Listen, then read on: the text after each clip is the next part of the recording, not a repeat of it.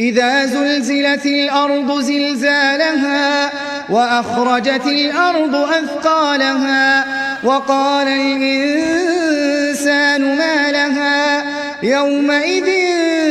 تحدث أخبارها بأن ربك أوحى لها يومئذ